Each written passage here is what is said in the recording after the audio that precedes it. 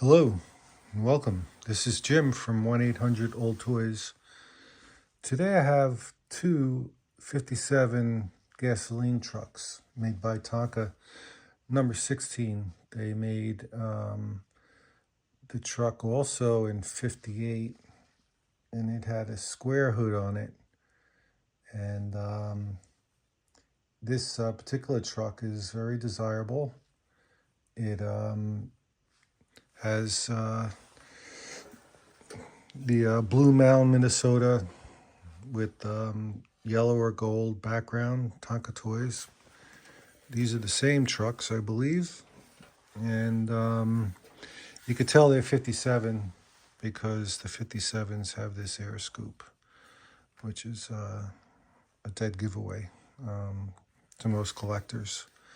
So I'm going to show you these two trucks, the different condition, and also something else about them that a lot of Tonka collectors really have to decide for themselves whether or not they like it better one way or the other.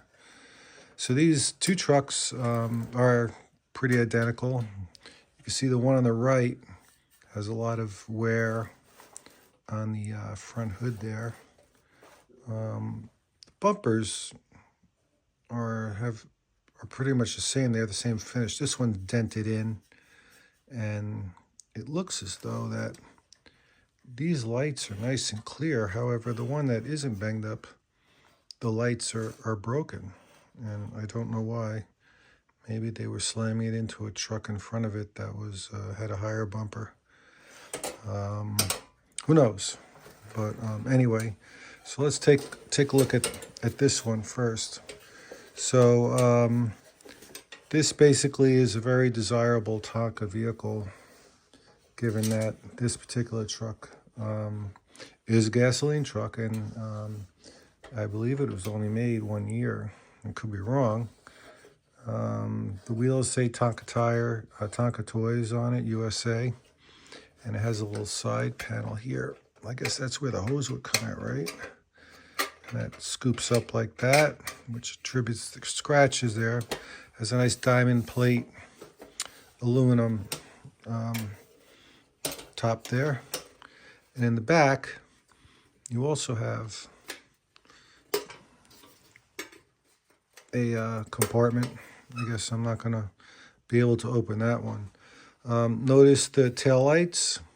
They're there, and they're aluminum with red plastic buttons, sort of say.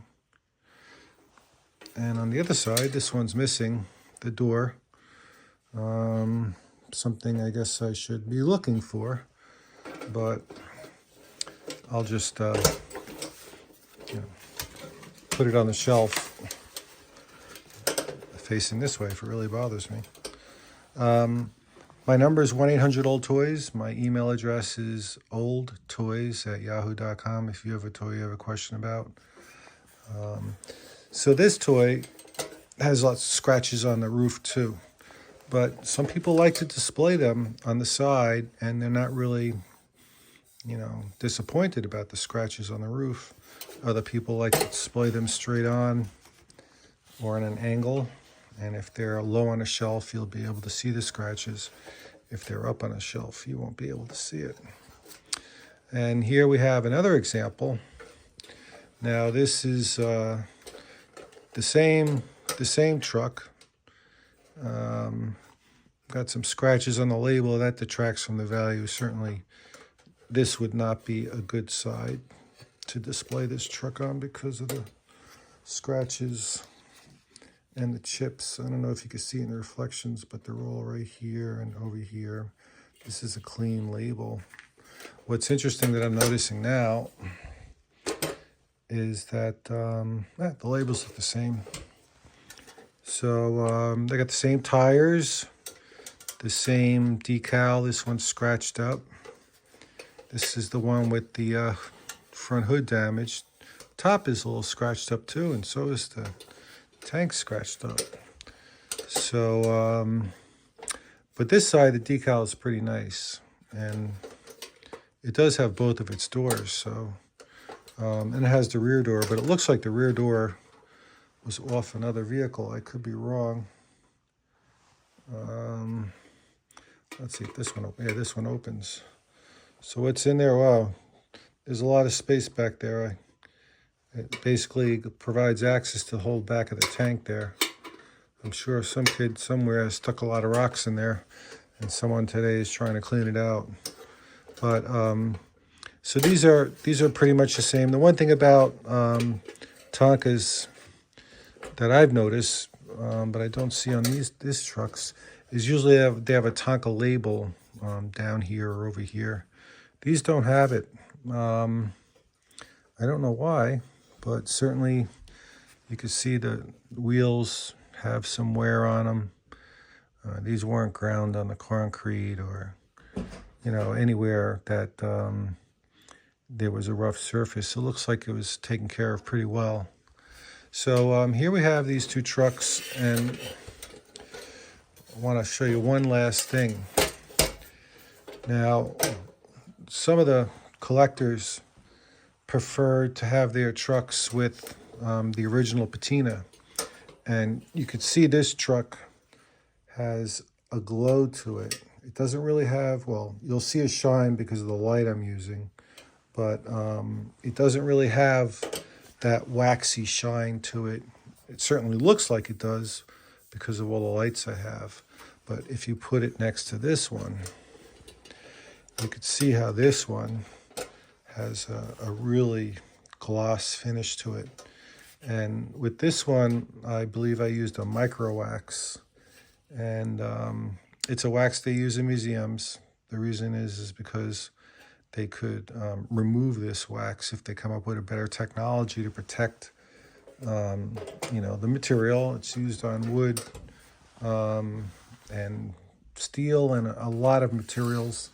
I'm not going to say the manufacturer's name, but needless to say, if you're a collector and you find a truck like this that's been waxed, you may not particularly care to have it because it doesn't have the finish you like.